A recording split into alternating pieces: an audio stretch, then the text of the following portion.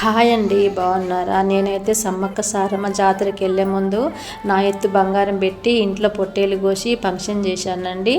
100 మందికి అయితే భోజనాలు పెట్టి జాతరకి అయితే వెళ్తున్నానండి.